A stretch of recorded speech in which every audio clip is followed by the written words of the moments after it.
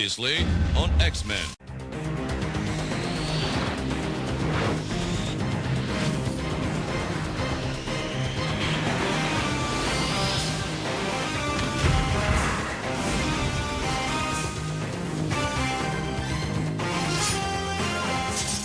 Welcome back, everyone, to another episode of Wichita Vice. Yeah, here we go. Yes, right on, guys.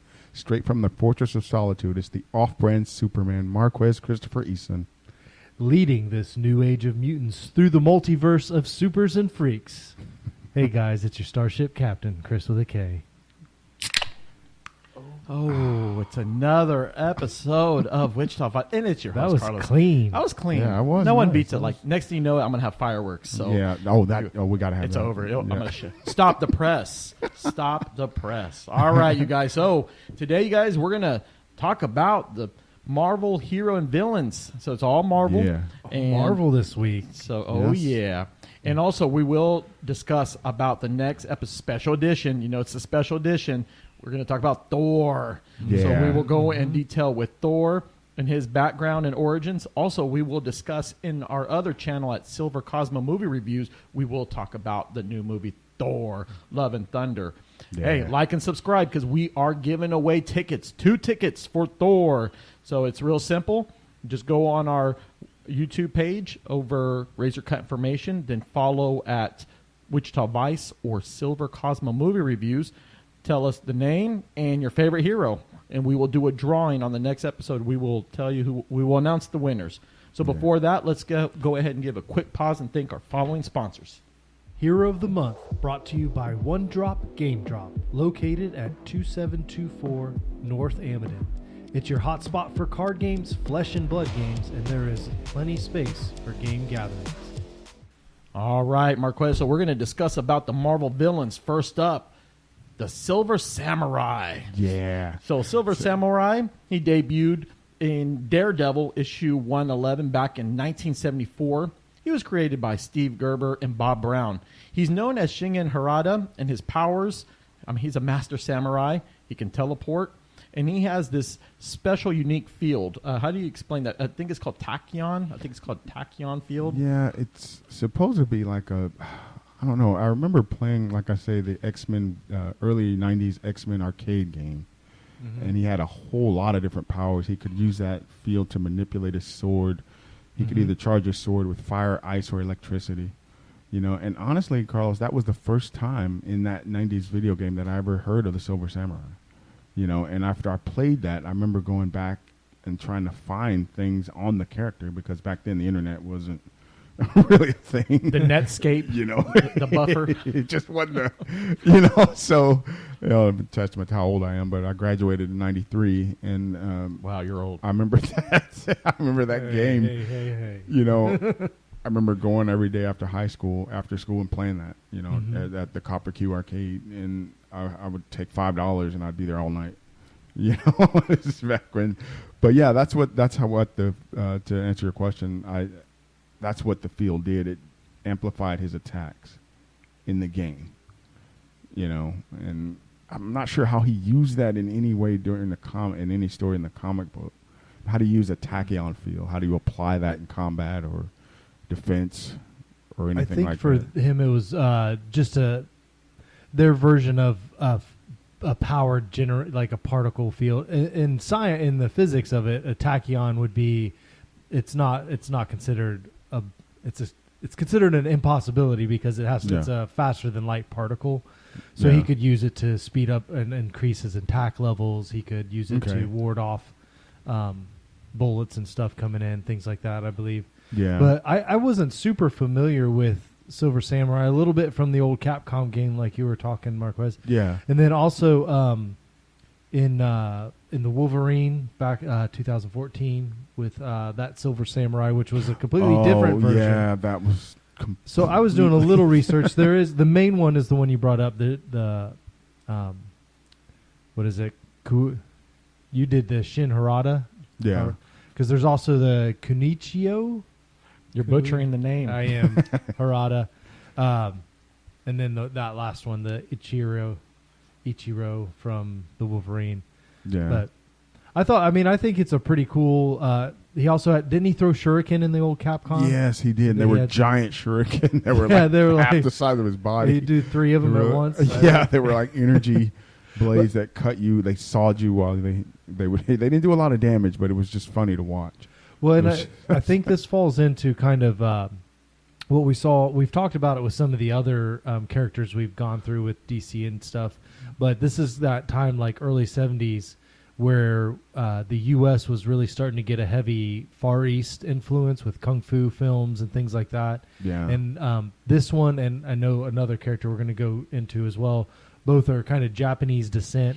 Yeah. Starting to also tying it, here we've got a more samurai focused. Yeah. But he is trained in all the martial arts. I believe he's kind of a master of multiple martial arts. Obviously, kendo as a samurai. Yeah, and Bushido. And what I like about the character is that he's very traditional. He tries to keep a traditional samurai focus.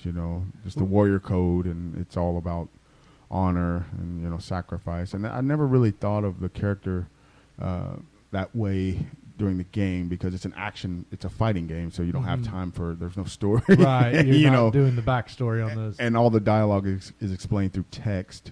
And a lot of the moves that they did back then, they had to yell out what they were doing because nobody knew what they were doing. I remember the Cyclops. Yeah, Cyclops always said optic blast because they wanted people to know, right? Who he was. I didn't hear you. What did you say again? Optic blast. Yeah, Okay, I got you now. So that was one of the things.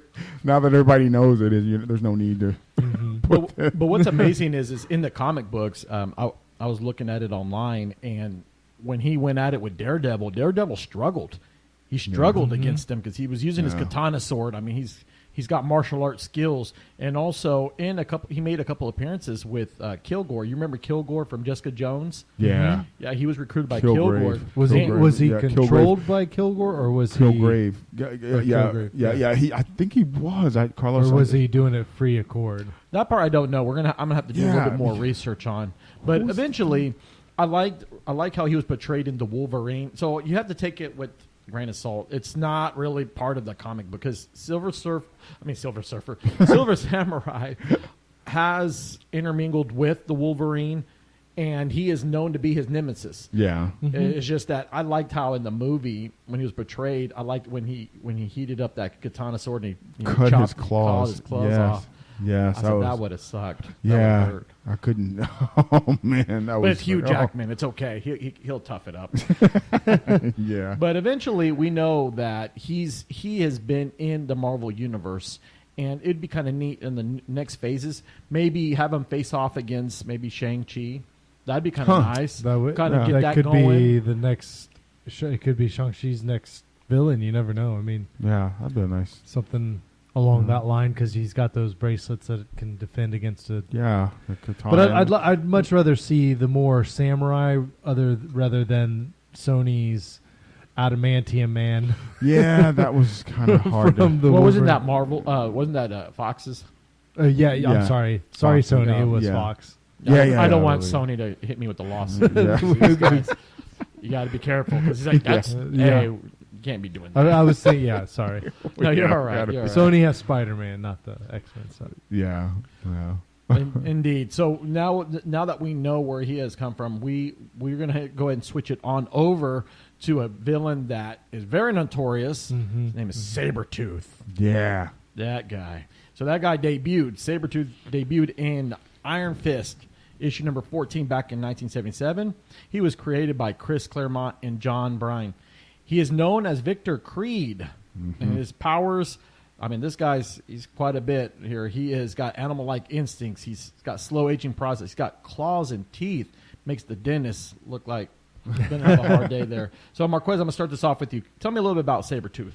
Yes, he has an accelerated healing. Basically the same powers as Wolverine, feral senses, enhanced speed, strength, agility, durability. And he's extremely vicious. He's actually one of my favorite Wolverine villains. I used to always remember the early 90s X-Men cartoons. Yeah. The way they portrayed him, his voice, how big he was, just everything about him was just this menacing force of nature that you knew when he showed up, it was something. It was trouble. you know, ripping semis in half with a with his sweep of his claws claw. and stuff like that. And I feel like the movies, they never really did Sabertooth justice. You know, I think the Liz Schreiber did. Yeah, he did, but the look He of was the okay. character, I always felt like Sabertooth should be like this Hulking. 7 foot tall, beast of a character, and I really felt like they never. I mean, maybe the first X-Men movie where that wrestler played him, I forgot the guy's name, but he towered over Hugh Jackman, and I really thought that was, and I always thought that Sabertooth, the fur, I remember one rendition in the comic. It was in the early 2000s. They explained Sabertooth and Wolverine's direct lineage, and I think they're a part of an ancient race of lichens, werewolves. And I think that was really, really how they got their powers. I would say, but they're not. They do carry the mutant gene, but right. They're also akin to an ancient race of lichens, which you could possibly posit that those lichens were actually mutants. Yeah, that could be another thing at the time, but they're not. I know in the X-Men Origins they portray the Sabertooth and Wolverine as being brothers, but that's not. See, and I don't know that. I don't know if that was canon. I don't believe it was. I think that movie in general was just. It wasn't a terrible movie. I mean, Deadpool was pretty bad. Yeah, okay, aside from that was all, oh man, that really ruined it all for me. I took off work to see that movie, and I was not. And you can't get that time back. Yeah, I know. I was not happy. Oh, come on. I really liked it. I was like, sorry, I was going to say that how Sabertooth and Wolverine are so closely connected, like their powers and everything. Mm-hmm. And it's like, because Wolverine's tries to control his anger and that bestiality side of it. Sorry, that made it not the right word. Beast-like side of his, whereas as Sabertooth really goes into it, like he embraces it. Yeah, he's like, can I just go full beast like the Beast? Yeah, and he also I think he works as a paid assassin for a long time. Sabertooth did, for a long time. Whereas Wolverine was more like he would be a soldier, or he wasn't so much a mercenary as he'd just show up for wars and or nuclear bombs and save people randomly. Yeah. But eventually, and bringing back that character back in the 90s, his scream got on my nerves. He goes, it gets repetitive. You're just like, okay, guy, I get it. You're angry. I mean, I'd be mad too. You got a bunch of fur hair going on there. I mean, I thought that was an outfit, or that was his skin in the 90s. No, it was an outfit. Okay, yeah. He was a hairy person. He was, he's half lichen, so he's right. Well, I'm just making sure because I'd be mad too. I'd be very upset. But indeed, it was in the comic books. I mean, he was ruthless. He did not. He was. Yeah, he had no respect for life. He'd take you out regardless who it is, and he was used in a lot of factions, especially to team up with like Magneto or Stryker. Very dominant in at least in the old cartoons. He was always rolling Magneto, and he was always going and. Even then, it wasn't that he was necessarily wanting to fight for Magneto's beliefs that mutants should rule. He was just wanting to get after Wolverine. He's like, wait, you guys are going towards Wolverine? All right, I'll go with you. Sign me up. Yeah. I don't really care why. I just want to go get Wolverine. And speaking of that, in the comic books, he attacked Wolverine always on his birthdays. Did you know that? Yeah. I feel bad for Wolverine. It's like, hey, if it's your birthday, hey, guy, he's coming after you. Yeah. Wolverine's never fails. Mortal enemy. Never fails. Yeah, I don't know what Marvel was trying to do with that. I don't know if that. Well, it was just kind of. I thought in the comic books that animosity kind of grew when they were both part of the Weapon X program. Yeah. They were put head to head a lot. Yeah. And that was. And Sabertooth is trying to be the dominant and probably got beat a lot by Logan. Yeah. And so he just has this utter hatred and wants to beat him all the time to show his. So he's driven by rage and vengeance. Probably, a little bit of alpha dog attempt kind of thing. to. Yeah. But if it really came down to it, Marquez, all set aside, who would really win? No interference, nothing. Just lock these guys up and let them go at it. Wolverine or Sabertooth? See, I don't. Wolverine has the adamantium. I think that would give him an edge. But if it was just Bone Claw Wolverine, I'd have to give it to Sabertooth, just because of his brutality and his relentless.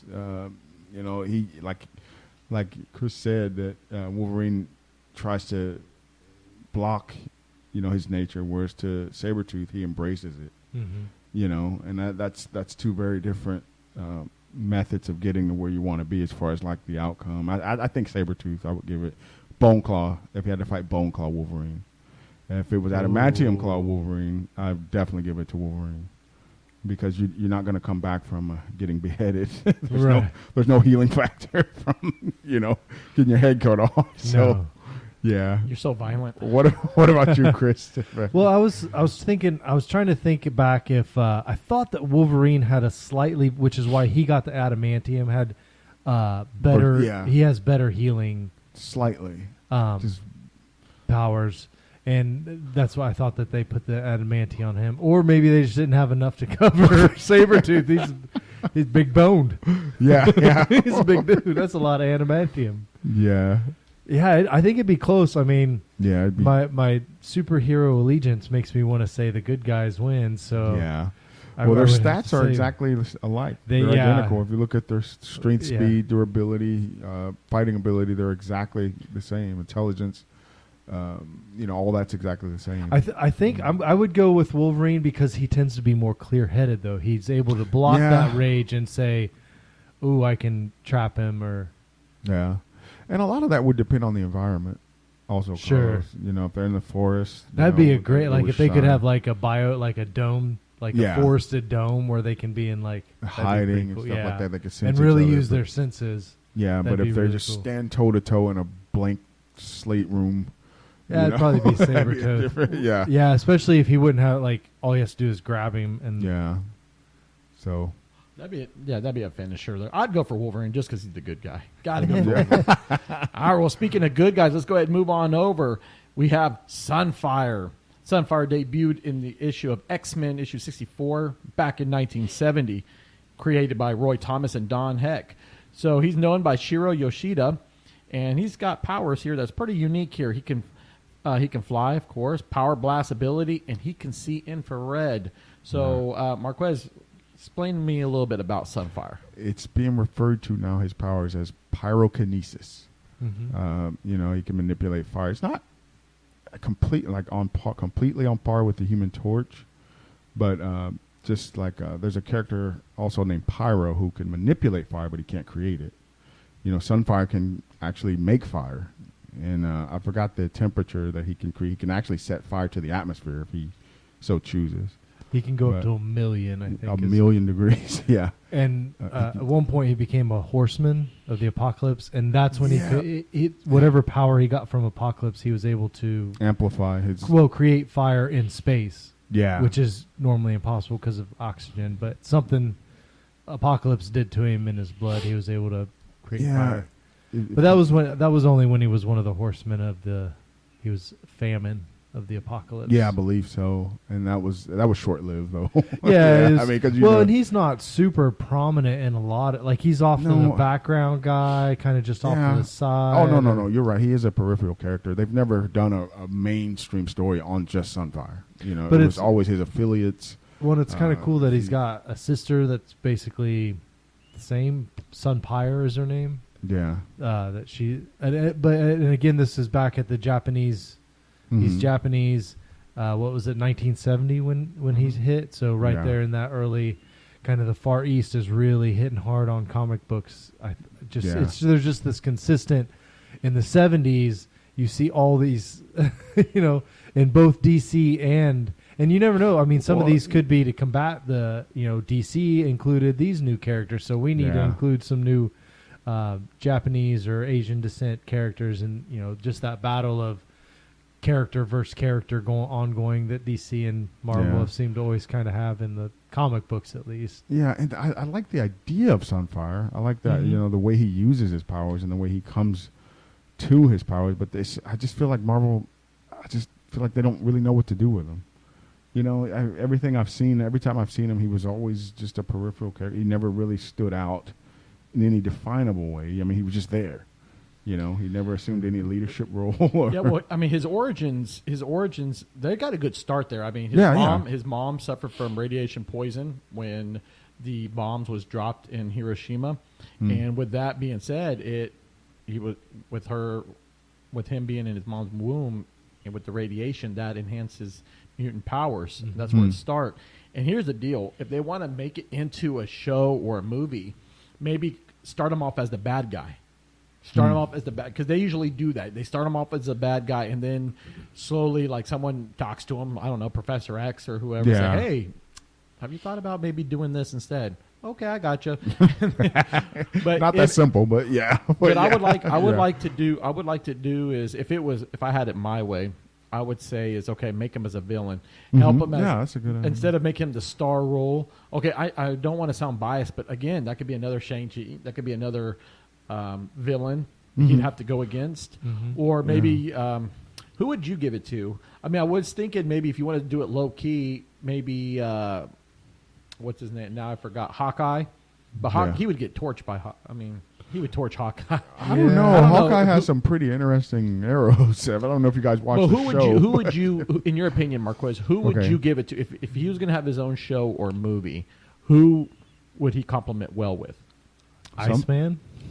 Yes, just the fire and ice. Fire and ice. Maybe that's too. It's cliche, too on the nose, but no, I think it works for two reasons. You know, Iceman is one of the most underrated characters, I think, in the X-Men universe. Well, he hasn't been explored as well as he should. He's always been although he has made screen time, he's always on the peripheral mostly. Yeah, and I think to put those two together, I think make them fight and then them end up being friends. Right. You know, and then become like this whirlwind of fire and ice that could just topple any other villain, you know, kind of thing. I would love to see that. The two powers combined. Yeah, you know, bring fire. And actually, they can call it Fire and Ice. There you go. That's the name of the show. Sounds like Disney. We're doing your job again. Yeah, they need to hire us. That we need to get on the show.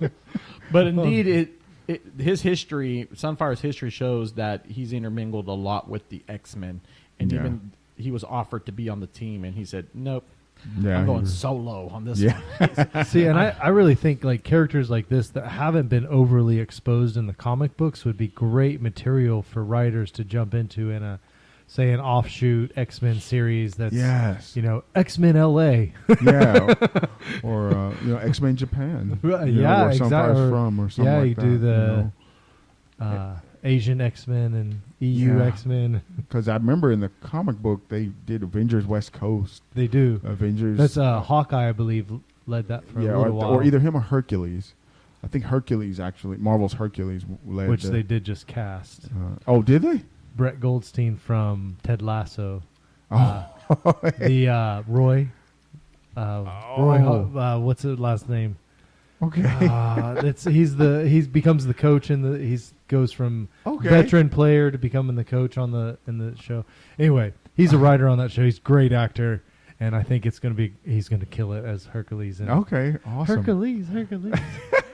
Sorry, I just saw that headline yesterday. You said Hercules, and I thought of Kevin Sorbo for the old school. Dude, I would say The Rock, but nah. No, Kevin he's Sorbo, Black Adam. I liked him at Kevin Sorbo as the Wolverine. I mean, not Wolverine. Hercules. Hercules. That was a fun little show there in the 90s. It was. All right. Well, you know what? We already spilled out the name. Let's do it. The man of the hour. We're going to talk about the Wolverine. Yes. All right, so Wolverine debuted in the issue of The Incredible Hulk, issue number 180 back in 1974.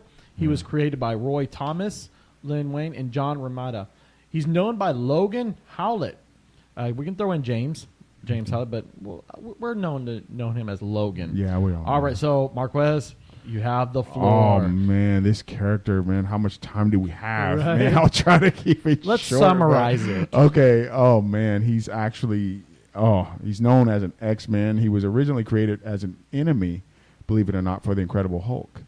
In fact, that was the first issue he appeared in, and then, like I said, back then, no one knew what adamantium was, so I think they fused his claws also with diamond, and he has fought some of the most vicious enemies, I mean, he's a Canadian superhero. He spent time with Alpha Flight.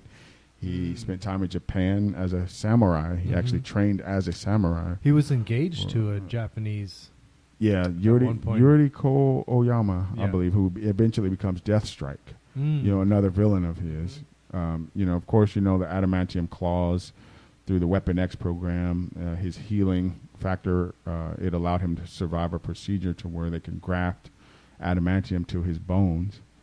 And later in the movie, I don't know if you guys watched the Logan movie, but they discovered that was actually poisoning him.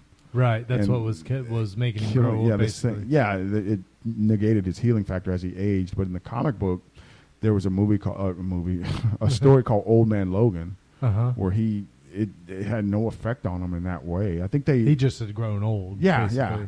I think they just made it to where it was more tragic in the movie, to where, okay, here's this stuff I can't get out of me, and it's slowly killing me, and it's negating my healing factor. But like you said, Carlos, to summarize the character, he's just, considered one of the toughest X-Men. And pretty much when you think of X-Men, the first thing that comes to mind is Wolverine. It was in the X-Men in the 60s and 70s. It wasn't selling, and it wasn't until a writer named Chris Claremont, he revamped the X-Men, and he drafted 2 or 3 new members. He drafted a guy named Colossus, my favorite, Storm, and he wanted Wolverine for the team. And he said after he got that one character, everything seemed to revolve around Wolverine, and that's when the X-Men popularity kind of took off. And arguably, guys, okay, when we think of X-Men, who do we think of? Professor X and Wolverine. Well, Wolverine kind of. And he gives them that edge. Like, before him, you have Scott Summers, super clean cut, All-American boy. Yeah. And you have Jean Grey, super clean cut, All-American girl. Yeah. And that's basically, and then, Professor the Beast. This intelligent.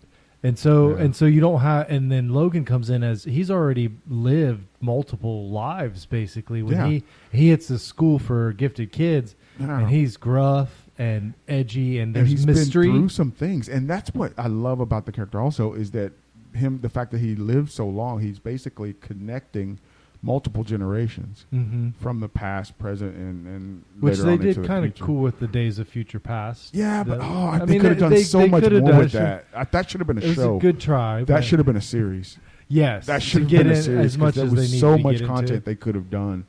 Well, and you were saying that he was originally an enemy of the Hulk, and they've done a lot. I feel like those are the two have gone back and forth quite a bit in the comic. There's been several Wolverine versus the Hulk and vice versa. Yeah, that was and I feel like they always just become friends at the end. Yeah, not always. Most of the time. We'd expect that to happen, but or maybe that's just the cartoons. I remember just seeing them do that, but. I think, Wolverine is, he's the coolest, man. He rides motorcycles, has leather jackets. Smokes a cigar. Yeah, he's got the cigar always burning. And he's Canadian. It's okay because he's got the healing, kids. Don't try that at home. In the comic books, he's a Canadian, right? Originally, he was not even from Canada. They just changed it up. They changed him up, if I'm not mistaken. I can't remember for sure, but I believe he was, because it says on the cover of Hulk 181, the world's first Canadian superhero, and had an arrow pointing right to Wolverine. Now, he did serve in multiple militaries. Yeah. The U.S., I think he served for Britain maybe, or Australia or something. I think he fought in World War II alongside Captain America. Yes, I believe he but did not in the comic. known. Like, he was just a grunt soldier. They didn't know. No one knew. Yeah, he was just another number. Yeah. But so he's just so cool, man. And when Hugh Jackman portrayed him in the first X-Men that's what I was movie, about to that was say. just he did a great job. Oh man, the first movie was pretty good. I was so excited when they were going to make the X-Men movie, and I liked how him and Sabertooth went at it again, especially in that Statue of Liberty. But also in the 90s, the Wolverine, he was that alpha dog. Yeah. You see that Cyclops, because growing up, I liked Cyclops. I thought he was better than Wolverine, but everybody liked Wolverine. I go, why do you like him? All he does is grunts, gets mad. But then as you get older, you realize he's just his own man. Yeah. And the thing is he tolerates being there. He tolerates being there because deep inside he's a good man. He's got a good heart. Yeah. And Professor X is trying to help him, but you know how he is.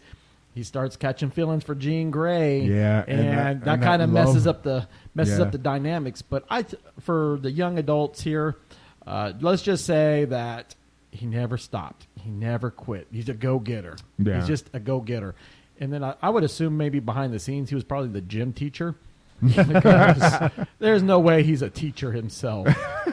There's no way.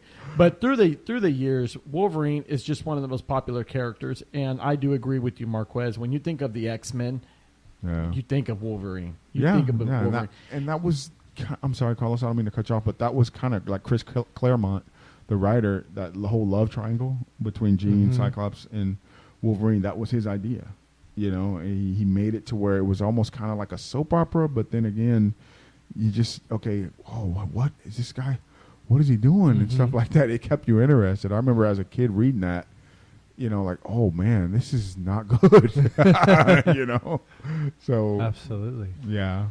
Well, that's just amazing, you guys. So pretty much we've wrapped up our heroes, but I'm looking forward to the next heroes that we're going to do. And like we said, special edition, we're going to do Thor. Yeah. So we're going to discuss about his origins. Also, we will discuss in Silver Cosmo movie reviews the movies. But on Vice, we will talk about Thor. We already did one of Loki already, so we will talk about the villains and the upcoming heroes. So let's give a quick pause and thank our following sponsors. Well, I don't know about you folks, but here at Sports Fellas, things can get, well, a nice right funk going on sometimes. And in that time of need, we turn to our friend Kimberly Sampson, our own personal Scentsy independent consultant. She is our favorite star consultant, so for your scent needs, get a hold of Kimberly at heavenlyscentswithkim@gmail.com or visit her website, heavenlyscentswithkim.scentsy.us.